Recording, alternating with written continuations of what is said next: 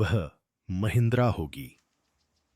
महिंद्रा समूह ने इलेक्ट्रिक वाहनों पर अपना दांव और गहरा कर दिया है।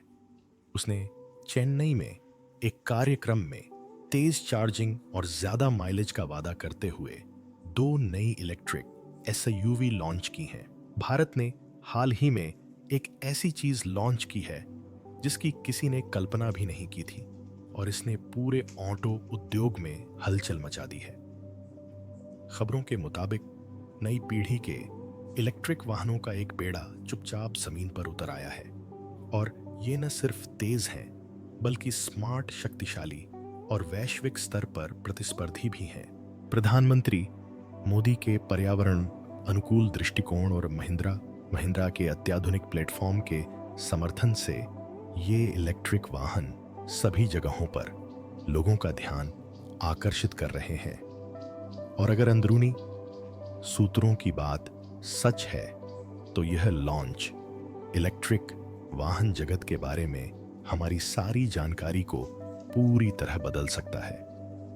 दुनिया को लगता था कि टेस्ला अछूती है, लेकिन अब सब कुछ बदल गया है। इलेक्ट्रिक बदलाव कोई देख नहीं रहा था। सालों से इलेक्ट्रिक वाहनों की बातचीत में उन्हीं लोगों का दबदबा रहा है। अमेरिका में टेस्ला थी, चीन में BYD थी और यूरोप में जर्मन लग्जरी ब्रांड रिचर्ड धीरे धीरे शून्य उत्सर्जन मॉडल की ओर बढ़ रहे थे। भारत, इसका शायद ही जिक्र किया गया, अक्सर इसे बहुत अव्यवस्थित बुनियादी ढांचे की कमी और वैश्विक ईवी दौड़ में लागत के प्रति अत्यधिक संवेदनशील बताकर खारिज कर दिया गया। लेकिन जब बाकी सब कहीं और देख रहे थे, पृष्ठभूमि में कुछ चुपचाप बन रहा था। महिंद्रा एक जाना पहचाना नाम, लेकिन अंतर्राष्ट्रीय स्तर पर अक्सर नजरअंदाज धीरे धीरे बदलाव की दिशा में काम कर रहा था। कोई जोरदार घोषणा नहीं, कोई वायरल अनावरण नहीं, बस चुपचाप सोची समझी प्रगति। और जब आखिरकार अपनी ताकत दिखाने का मौका आया तो उन्होंने कोई छोटा मोटा बदलाव या कोई कॉम्पैक्ट सिटी कार नहीं पेश की। वे BE6E लेकर आए, एक आकर्षक AI संचालित इलेक्ट्रिक SUV जो पूरी तरह से नए आर्किटेक्चर पर बनी है। यह सिर्फ एक कार नहीं थी बल्कि एक घोषणा थी। BE6E महिंद्रा के बॉर्न इलेक्ट्रिक प्लेटफॉर्म के तहत पहली बड़ी रिलीजेस थी और इसने तुरंत ही सबका ध्यान अपनी ओर आकर्षित कर लिया। यह इंग्लो नामक एक बिल्कुल नए प्लेटफॉर्म पर आधारित थी जो खास तौर पर इलेक्ट्रिक वाहनों के लिए बनाया गया था। इसका फर्श समतल था, गुरुत्वाकर्षण का केंद्र नीचा था और यह इतना मॉड्यूलर था कि विभिन्न प्रकार की बॉडी स्टाइल और बैटरी पैक को सपोर्ट कर सकता था। संक्षेप में, यह एक ऐसा प्लेटफॉर्म था जो दुनिया के सर्वश्रेष्ठ प्लेटफॉर्म को टक्कर दे सकता था। और एक बार तो आंख कड़ों ने कहानी बयां कर दी। 310 मील तक की वास्तविक रेंज, तेज चार्जिंग क्षमता और एक आकर्षक भविष्योन्मुखी डिजाइन जो भारतीय सड़कों पर या ज्यादातर सड़कों पर किसी और चीज जैसा नहीं दिखता था। लेकिन हार्डवेयर के अलावा इस लॉन्च को इतना प्रभावशाली बनाने वाली बात थी इसका समय। वैश्विक वाहन निर्माता अभी भी आपूर्ति श्रृंखला की समस्याओं, इलेक्ट्रिक वाहनों की सामर्थ्य में कमी और नियामकीय बदलावों से जूझ रहे थे। इन सब के बीच महिंद्रा ने एक पूरी तरह से सक्षम उत्पादन के लिए तैयार इलेक्ट्रिक वाहन बाजार में उतार दिया और उनका लक्ष्य सिर्फ भारत नहीं था। इस वाहन को पहले दिन से ही यूरोपीय मानकों के अनुरूप डिजाइन किया गया था। कुछ ही हफ्तों में ब्रिटेन और दक्षिण अफ्रीका को निर्यात की अफवाहें फैलने लगीं। पहले तो वैश्विक मीडिया को समझ नहीं आ रहा था कि इस बारे में क्या सोचें। क्या ये एक संयोग था, एक सीमित समय के लिए शोकेस प्रोजेक्ट? लेकिन महिंद्रा पहले ही प्रोटोटाइप चरण से आगे बढ़ चुका था। BE6E पहले ही शुरुआती खरीदारों को भेज दिया गया था और शुरुआती समीक्षाएं आश्चर्यजनक रूप से सकारात्मक थीं। ऑटोमोटिव पत्रकारों ने इसके आराम, त्वरण और हैंडलिंग की खूब तारीफ की। महिंद्रा के नए AI से की संचालित सॉफ्टवेयर प्लेटफॉर्म माया सिस्टम को किसी भी गैर प्रीमियम इलेक्ट्रिक वाहन में अब तक देखे गए सबसे सहज इंटरफेस में से एक बताया गया। पहले मजबूत यूटिलिटी वाहनों और ट्रैक्टरों के लिए मशहूर रहे इस ब्रांड के लिए यह एक क्रांतिकारी बदलाव था। लेकिन असली आश्चर्य सिर्फ यह नहीं था कि महिंद्रा ने यह कर दिखाया, बल्कि यह था कि उन्होंने इसे कोई बड़ा मुद्दा नहीं बनाया। कैलिफोर्निया से कोई आकर्षक लॉन्च कार्यक्रम प्रसारित नहीं किया गया, कोई आक्रामक मार्केटिंग अभियान नहीं, बस एक प्रेस विज्ञप्ति, एक टेस्ट ड्राइव का निमंत्रण और फिर सन्नाटा। ऐसा सन्नाटा जो आपको शक में डाल दे, क्योंकि अगर महिंद्रा ने ये कर दिखाया था और वो इस बारे में इतना चुप था, तो फिर वो और क्या कर रहा था? ये सवाल अभी भी बना हुआ है, खासकर तब जब XUV.IE 9 कुछ हफ्तों बाद सड़कों पर दिखाई दी। लेकिन ये एक अलग कहानी है। फिलहाल यही मायने रखता है, खेल बदल चुका था। भारत अब इलेक्ट्रिक वाहनों के क्षेत्र में बदलाव में सिर्फ पीछे की सीट पर बैठा यात्री नहीं था, वह कुछ ऐसा बना रहा था जो प्रभावशाली हो। और दुनिया तैयार हो या ना हो, देश ने वैश्विक ऑटो पदानुक्रम को हिला देने की दिशा में अपना पहला वास्तविक प्रयास तो कर ही दिया था। लेकिन एक मोड़ यह था कि यह तो बस पहला चरण था और अगला चरण किसी के अंदाजे से भी ज्यादा करीब आ चुका था।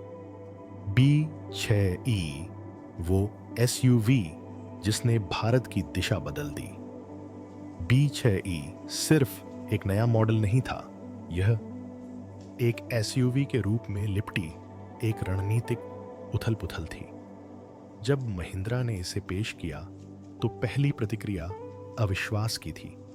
क्या यह वाकई एक भारतीय कार थी? क्या यह वाकई एक ऐसे ब्रांड से आ रही थी जो कभी मजबूत उपयोगिता और व्यावहारिकता के लिए जाना जाता था? क्योंकि B6E न सिर्फ अलग दिखती थी, बल्कि ऐसा लगता था जैसे यह 5 साल बाद से उतरी हो।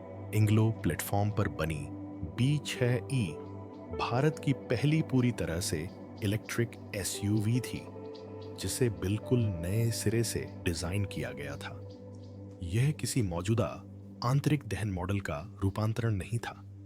यह अंतर ज्यादातर लोगों की समझ से कहीं ज्यादा मायने रखता था। जहां कई वैश्विक ब्रांड अभी भी इलेक्ट्रिक वाहनों के पुर्जों के साथ काम करने के लिए गैस कार प्लेटफॉर्म में बदलाव कर रहे थे, वहीं महिंद्रा के इंजीनियरों ने इस समझौते से परहेज किया।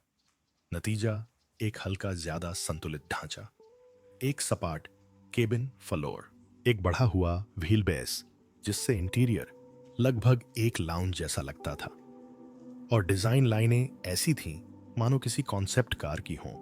बस फर्क इतना था कि यह कार पहले से ही शोरूम में थी।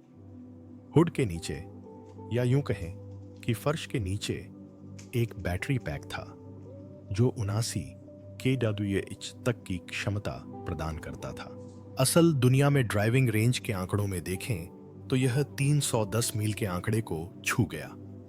Dual motor all wheel drive variant 0 से 60 मील प्रति घंटे की रफ्तार सिर्फ 6 सेकंड से भी कम समय में पकड़ सकता था। यह कार के नंबरों को तो नहीं बताता, लेकिन इतना तेज है कि आपको महिंद्रा बैज पर दोबारा नजर डालने पर मजबूर कर देता है।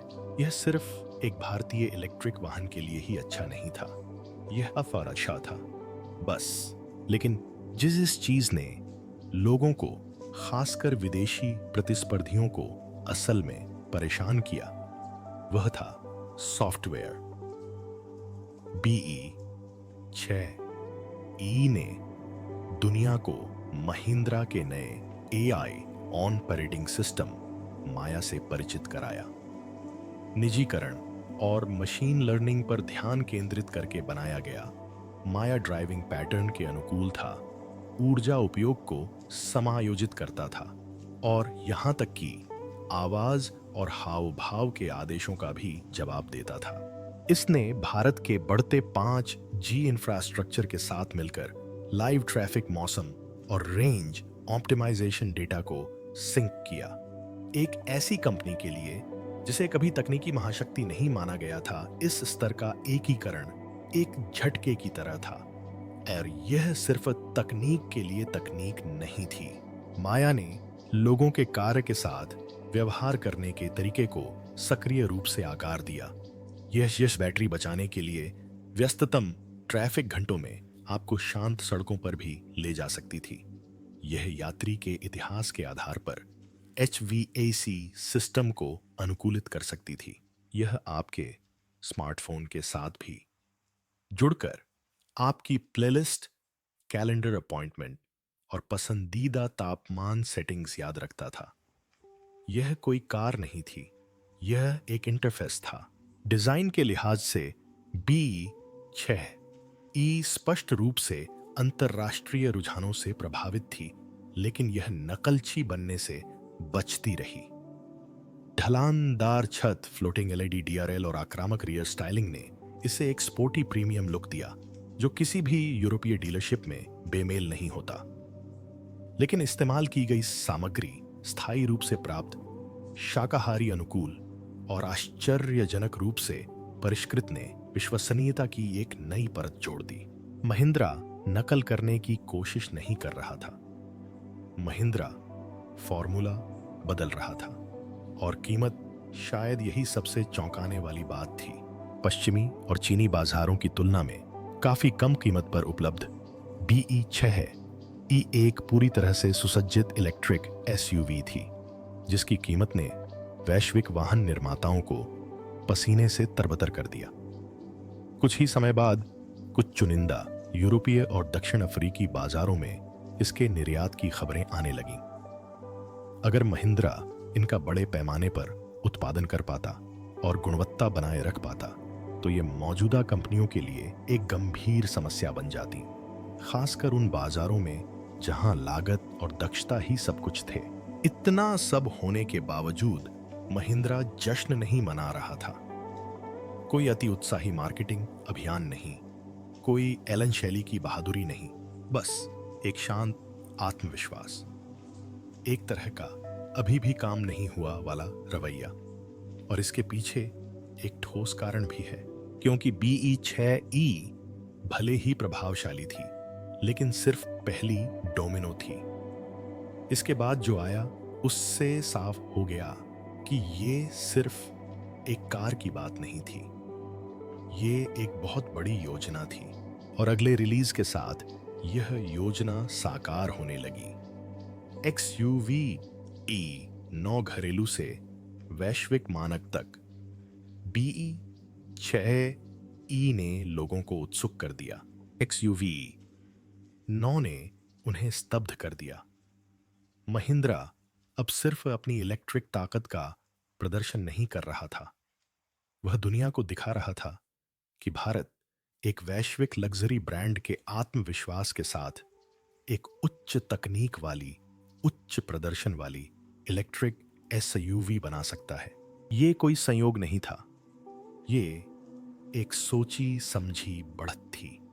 अगर BE6E भारतीय इलेक्ट्रिक कार को नए सिरे से परिभाषित करने वाली थी, तो XUV पर E9 एक बिल्कुल अलग ही लीग में कदम रखने वाली थी।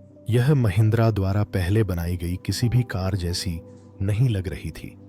दरअसल यह भारत में पहले से बनाई गई साइरेक्स से भी दाल जैसा नहीं लग रही थी। एक बोल्ड फ्यूचरिस्टिक कूपे SUV जिसमें चौड़ी रूफलाइन, शार्प LED लाइटिंग और आक्रामक लुक था। इसे किसी जर्मन कार निर्माता द्वारा छेड़ा गया कॉन्सेप्ट समझ लिया जा सकता था, लेकिन यह तो पहले ही सड़कों पर आ चुका था। 2026 में नहीं, अब आगे से इसकी पूरी चौड़ाई वाली LED बार इसे एक आकर्षक रूप देती थी। स्प्लिट हेडलैम्प डिजाइन ने इसे एक आधुनिक रूप दिया और एरोडायनामिक्स सिर्फ दिखावे के लिए नहीं थे, हर मोड़ को वास्तविक दुनिया की दक्षता के लिए अनुकूलित किया गया था। लेकिन XUV.E9 को सिर्फ उसका रूप रंग ही नहीं बल्कि उसकी सोच भी अलग बनाती है। केबिन के अंदर महिंद्रा ने बुद्धिमत्ता को दोगुना कर दिया है। डैशबोर्ड मूलतः एक ही डिस्प्ले था, सामने की तरफ फैली 3 स्क्रीन एनरियल इंजन विजुअल्स से संचालित और over the air software drops के जरिए अपडेट किया गया। लेकिन यह बनावटी नहीं था। इसे कार्यक्षमता, निजीकरण और अनुकूलनशीलता के लिए बनाया गया था। ड्राइवर को सिर्फ डेटा ही नहीं दिया गया, बल्कि कार ने उसकी व्याख्या की, उसके अनुसार समायोजन किया और यह सुनिश्चित किया कि आपके रेंज पूर्वानुमान से लेकर आपकी स्पॉटिफाई प्लेलिस्ट तक सब कुछ आपके पूछने से पहले ही संभाल लिया जाए। इस अनुभव के मूल में महिंद्रा का माया एआई सिस्टम था, जिसे अब इस आकार और श्रेणी के वाहन के लिए बेहतर बनाया गया है। एआई ने सिर्फ यह नहीं सीखा कि आप कैसे गाड़ी चला रहे हैं, बल्कि इसने सड़क की गुणवत्ता के आधार पर सस्पेंशन की कठोरता को समायोजित किया, अलग अलग ड्राइविंग शैलियों के लिए पावर आउटपुट को फिर से कैलिब्रेट किया और यहां तक कि ड्राइवर की सतर्कता पर भी नजर रखी। यह दूसरी कारों से बात करता था, ट्रैफिक सिग्नल से बात करता था, यहां तक कि लाइव रेंज पुनर्गणना के लिए यह मौसम उपग्रहों से भी जुड़ जाता था। अगर B60 स्मार्ट था तो XUV.E 9 सीमांत मानसिक था। परफॉर्मेंस के मामले में इसने अपने इरादे साफ कर दिए। Dual motor, all wheel drive, तुरंत टॉर्क डिलीवरी और 7 सेकंड से भी कम समय में 60 मील प्रति घंटे की रफ्तार। यह टेस्ला प्लेड के आंकड़ों के पीछे नहीं भाग रहा था, लेकिन असल मुद्दा यह कभी नहीं था। यह उन रोजमर्रा के लग्जरी खरीदारों को लक्षित कर रहा था जो एक ही पैकेज में गति, आराम और बुद्धिमत्ता चाहते थे, और इसने यह सब पूरा भी किया। लेकिन शायद सबसे दिलचस्प बात यह कोई हेलो उत्पाद नहीं था। महिंद्रा ने इसे दिखावा करने और चले जाने के लिए नहीं बनाया था।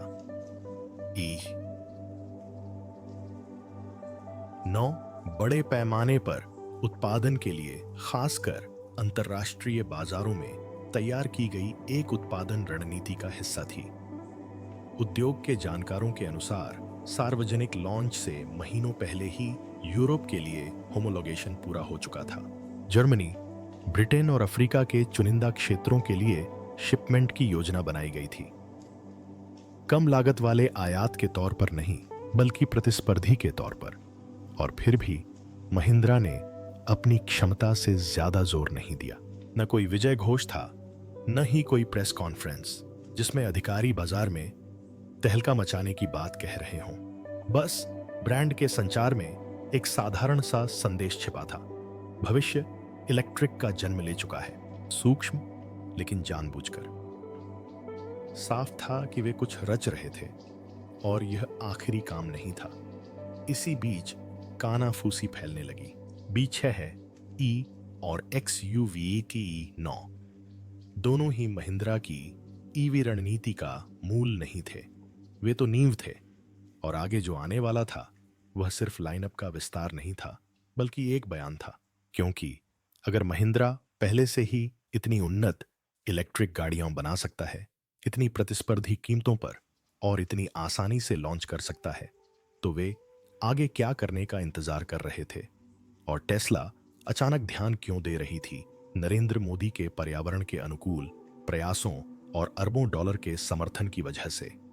जैसे ही महिंद्रा की इलेक्ट्रिक एसयूवी चुपचाप हाईवे, अंतरराष्ट्रीय टर्मिनल और यूरोपीय ऑटो ब्लॉग पर दिखाई देने लगी, सुर्खियां धीरे धीरे मशीनों के पीछे की मशीनों की ओर मुड़ने लगी।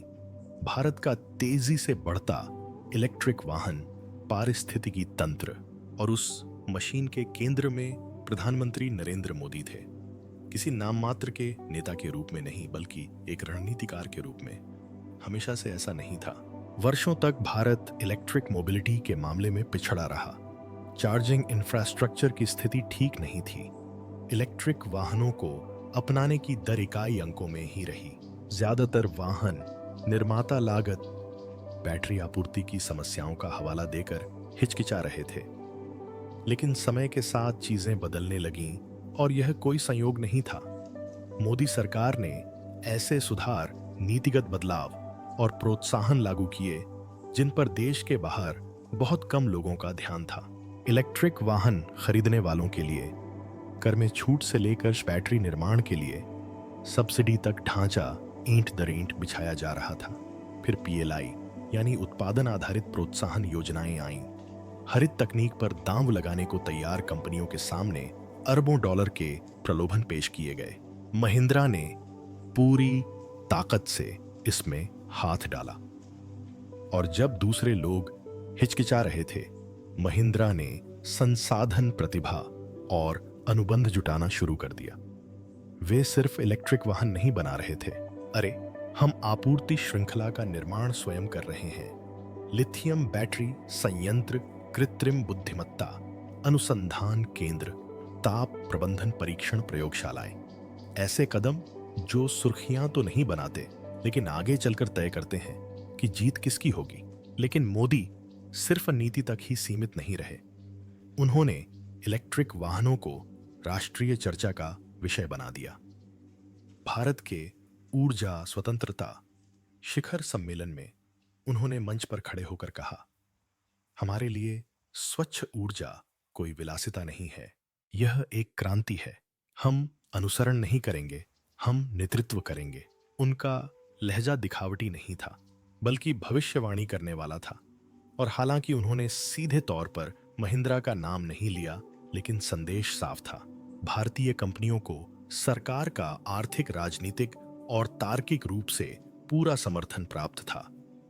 पर्दे के पीछे चीजें तेजी से आगे बढ़ रही थीं। एक्सप्रेसवे के किनारे चार्जिंग स्टेशन खुल रहे थे। सरकारी बिजली कंपनियों ने इलेक्ट्रिक वाहनों के अनुकूल स्मार्ट ग्रिडों को एकीकृत करना शुरू कर दिया है। सॉलिड स्टेट बैटरी के क्षेत्र में अग्रणी स्टार्टअप्स को सरकारी निवेशकों से चुपचाप धन मिल रहा है।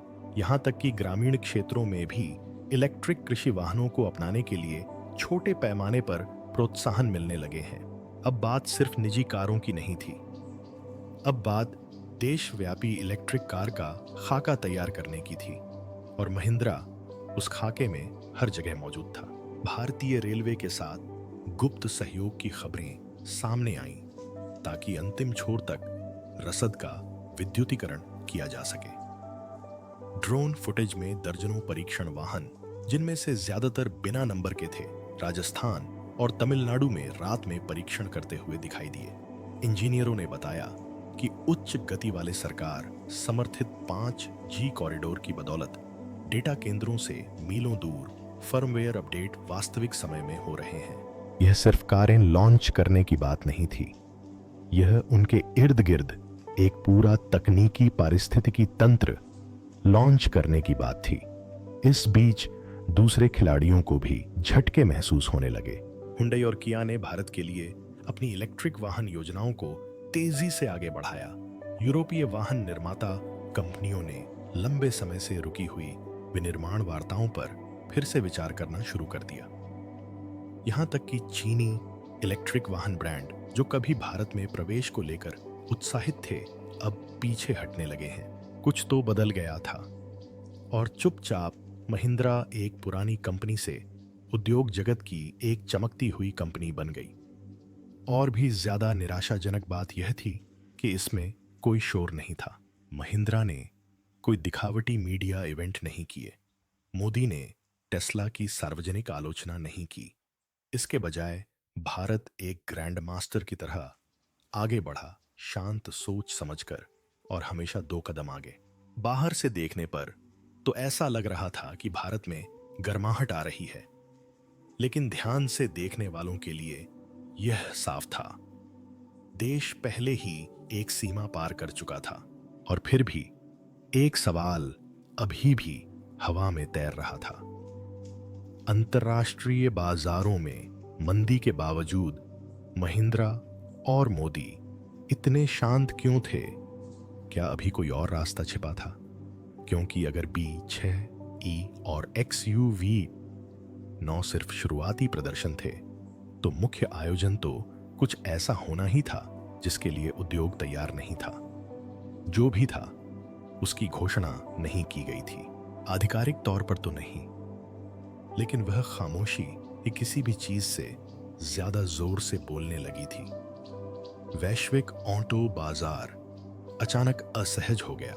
जब तक महिंद्रा की ई ई और XUV.E9 दोनों सड़कों पर थीं और महाद्वीपों के बीच सकारात्मक प्रचार पा रही थीं, तब तक कुछ बदलाव शुरू हो गया था, न केवल भारत में बल्कि जर्मनी, डेट्रॉइट और शंघाई के बोर्डरूम में भी।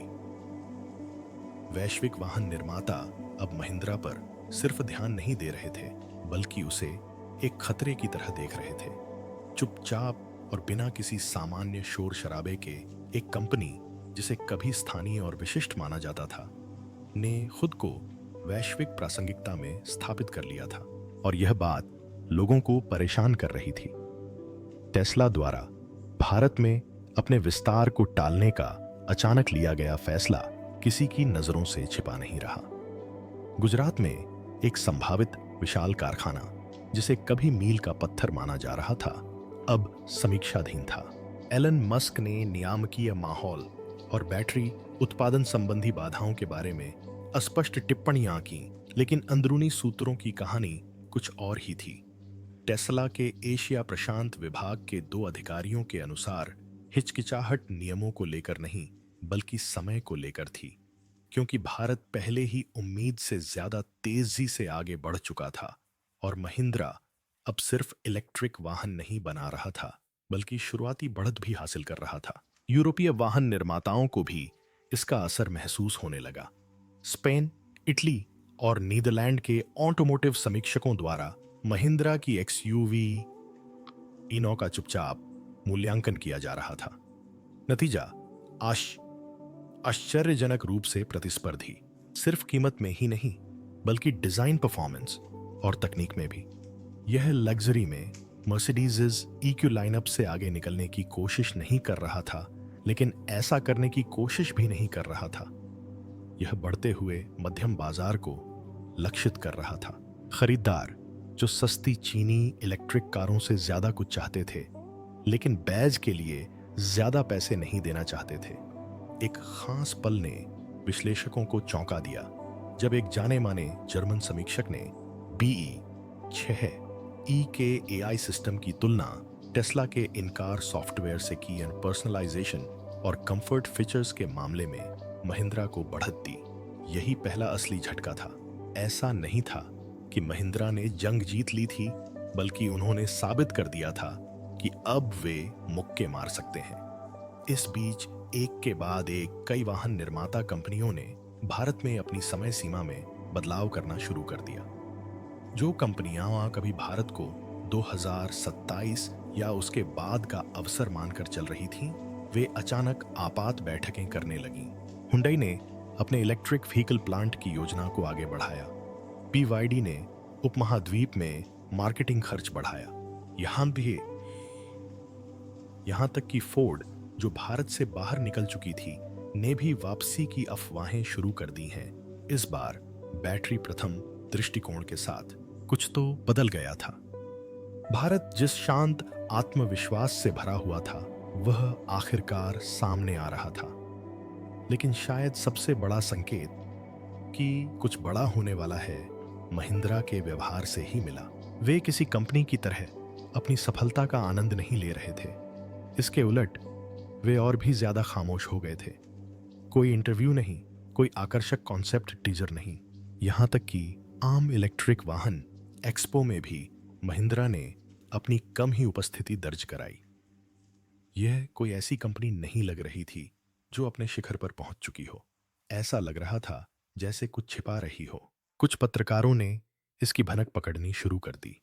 यहां एक लीक हुई तस्वीर, वहां एक पेटेंट फाइलिंग, आंतरिक लॉजिस्टिक्स मैनिफेस्ट में अघोषित मॉडलों का जिक्र दिखाई दे रहा था।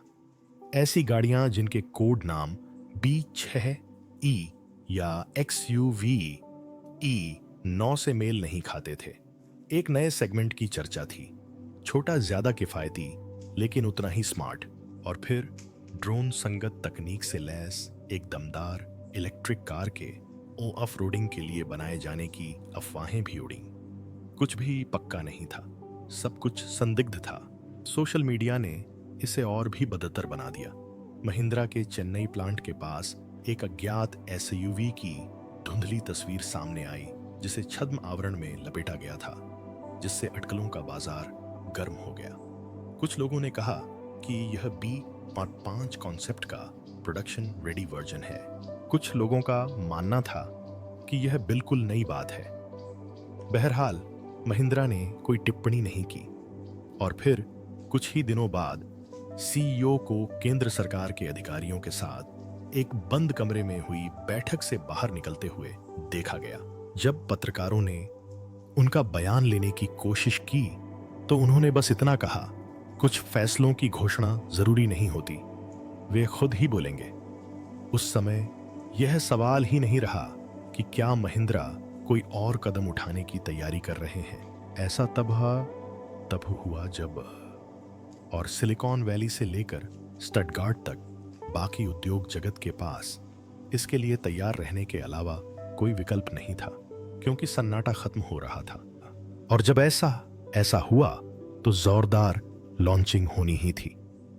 चेन्नई से आ रही रिपोर्टों के अनुसार और उद्योग के कई अंदरूनी सूत्रों द्वारा पुष्टि की गई है, भारत ने आधिकारिक तौर पर अगली पीढ़ी के इलेक्ट्रिक वाहनों की एक नई लहर शुरू कर दी है, जिसने वैश्विक ऑटो उद्योग में हलचल मचा दी है। महिंद्रा की नवीनतम कारों XUV 3, XOE, VXE 7, EEB 5 और OF रोडिंग के लिए तैयार।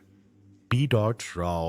E के नेतृत्व में इस लाइनअप का अनावरण कथित तौर पर इस सप्ताह की शुरुआत में एक सरकारी समर्थित कार्यक्रम में बंद दरवाजों के पीछे किया गया, जिसमें वरिष्ठ कैबिनेट अधिकारियों और चुनिंदा वैश्विक निवेशकों ने भाग लिया। इस कार्यक्रम की जानकारी रखने वाले सूत्रों ने इस रोल आउट को एक रणनीतिक बदलाव बताया है, जिसमें न केवल नए वाहनों की लॉन्चिंग बल्कि यूरोप, दक्षिण पूर्व एशिया और अफ्रीका को लक्षित करते हुए एक पूर्ण पैमाने पर विनिर्माण और निर्यात योजना शामिल है। ये सभी वाहन कथित तौर पर महिंद्रा के मॉड्यूलर इंग्लो प्लेटफॉर्म पर निर्मित हैं, जिनमें उन्नत AI संचालित कॉकपिट, दोहरे मोटर वाले वेरिएंट और 350 मील से अधिक की वास्तविक रेंज शामिल होने की बात कही गई है। माना जा रहा है कि चारों मॉडल अल्ट्रा फास्ट चार्जिंग तकनीक को सपोर्ट करते हैं, जो 18 मिनट से भी कम समय में 20% से 80% तक चार्ज करने में सक्षम है। XUV 3 XEV, जिसे एक मास मार्केट कॉम्पैक्ट SUV के रूप में पेश किया गया है, कथित तौर पर प्रतिस्पर्धी स्पेसिफिकेशंस के साथ साथ कीमत में Hyundai Kona EV और BYD Edo आई जैसी प्रतिद्वंद्वियों से 15 हस्त तक कम है। इस बीच ट्रिपल स्क्रीन डिजिटल लेआउट वाली एक बड़ी 7 सीटर SUV XEV 7E को काफी कम कीमत पर मॉडल Y का महिंद्रा का जवाब बताया जा रहा है, लेकिन ऐसा लगता है कि B5 और B अरौली ने सबसे ज्यादा ध्यान खींचा है। आंतरिक विशिष्टताओं से परिचित विश्लेषकों के अनुसार B5 एक भविष्योन्मुखी डिजाइन और स्मार्ट केबिन इंटरफेस वाली एक परफॉर्मेंस कूपे SUV है, जिसे MEIA AI ऑपरेटिंग सिस्टम का उपयोग करके पूरी तरह से कंपनी में ही डिजाइन किया गया है। दूसरी ओर BRAW-VLE कंपनी की पहली विशेष रूप से निर्मित इलेक्ट्रिक ऑन ऑफ रोडर है, जिसमें डुअल मोटर AWD अनुकूली, टेरेन रिस्पांस और उन्नत नेविगेशन के लिए एकीकृत ड्रोन डिप्लॉयमेंट सुविधाएं हैं। उद्योग जगत के जानकारों को इस लॉन्च के पैमाने और समन्वय ने विशेष रूप से चकित कर दिया है। ऑटोटेक दिल्ली द्वारा समीक्षा किए गए एक लीक मेमो के अनुसार नए इलेक्ट्रिक वाहनों का उत्पादन पहले से ही सीमित स्तर पर है और साल के मध्य तक पूरे भारत में चरणबद्ध तरीके से इनकी डिलीवरी शुरू हो जाएगी और निर्यात शिपमेंट 2025 की चौथी तिमाही में होने की उम्मीद है। खबरों के अनुसार इन वाहनों को यूके और यूरोपीय संघ के बाजारों के लिए स्वीकृति मिल गई है, जिससे पता चलता है कि महिंद्रा इसे घरेलू स्तर पर नहीं बल्कि वैश्विक स्तर पर आक्रामक कदम मान रही है। यह समय राजनीतिक रूप से भी महत्वपूर्ण है। प्रधानमंत्री नरेंद्र मोदी, जिन्होंने अपनी सरकार की 2047 तक ऊर्जा स्वतंत्रता योजना के तहत इलेक्ट्रिक वाहनों को अपनाने का समर्थन किया है, ने आंतरिक लॉन्च से कुछ हफ्ते पहले व्यक्तिगत रूप से इस परियोजना की समीक्षा की थी। नई दिल्ली में आयोजित स्वच्छ ऊर्जा शिखर सम्मेलन में उन्होंने कहा, भारत न केवल हरित क्रांति में भाग ले रहा है बल्कि हम इसका नेतृत्व भी कर रहे हैं। भारी उद्योग मंत्रालय के एक वरिष्ठ अधिकारी ने पुष्टि की कि ये वाहन प्रोटोटाइप नहीं है बल्कि उत्पादन के लिए तैयार है और निर्यात आवंटन पहले ही शुरू हो चुका है। ऑनलाइन जो कुछ भी व्यापक रूप से उद्धृत किया जा रहा है, उसके अनुसार महिंद्रा के सीईओ ने कथित तौर पर उद्योग प्रतिद्वंद्वियों पर निशाना साधते हुए एक साहसिक बयान के साथ कार्यक्रम का समापन किया। महिंद्रा के सीईओ ने कथित तौर पर कहा, अलविदा टेस्ला, और फिर कमरे में सन्नाटा छा गया। हमने अग्रदूतों का सम्मान किया है, लेकिन अब नेतृत्व करने की हमारी बारी है। ये कॉन्सेप्ट कारें नहीं हैं, ये सपने नहीं हैं, ये असली हैं, ये तैयार हैं और अभी आ रही हैं। भारत नहीं आ रहा, हम यहाँ हैं और हम सिर्फ प्रतिस्पर्धा ही नहीं कर रहे बल्कि गति भी तय कर रहे हैं। हालांकि टेस्ला ने सार्वजनिक रूप से कोई प्रतिक्रिया नहीं दी है, लेकिन विश्लेषकों ने बताया है कि कंपनी ने हाल ही में भारत में अपनी फैक्ट्री पर बातचीत रोक दी है और अपनी दक्षिण पूर्व एशिया रणनीति की समीक्षा शुरू कर दी है, जो इस बात का स्पष्ट संकेत है कि भारतीय वाहन निर्माताओं से प्रतिस्पर्धा को गंभीरता से लिया जा रहा है। पायलट बेड़े और परीक्षण भागीदारों से मिली शुरुआती प्रतिक्रिया के अनुसार नए मॉडल सवारी की गुणवत्ता, बैटरी इंटेलिजेंस और एकीकृत एआई सेवाओं जैसे क्षेत्रों में वैश्विक मानकों के बराबर या उनसे आगे हैं। एक अंदरूनी सूत्र ने बताया, यह पहली बार है जब किसी भारतीय वाहन निर्माता ने एक साथ एक नहीं बल्कि 4 वैश्विक रूप से व्यवहार्य इलेक्ट्रिक वाहन लॉन्च किए हैं। यह सिर्फ उत्पाद का खेल नहीं बल्कि एक शक्तिशाली कदम है। भारत ने नई पीढ़ी के इलेक्ट्रिक वाहन लॉन्च किए हैं, जो न केवल घरेलू वाहन बाजार को नया रूप दे रहे हैं बल्कि अब रिपोर्टों के अनुसार पूरे वैश्विक उद्योग को भी चौंका रहे हैं। खामोश महत्वाकांक्षाओं का युग अब खत्म हो चुका है। आगे जो कुछ भी होगा वह इलेक्ट्रिक वाहनों की दौड़ को हमेशा के लिए बदल सकता है। अगर भारत इतने उन्नत, इतने बड़े पैमाने और इतनी कम कीमत पर इलेक्ट्रिक वाहन बना सकता है, तो उन कंपनियों का क्या होगा जो कभी सोचती थीं कि उनका कोई असली प्रतिस्पर्धी नहीं है।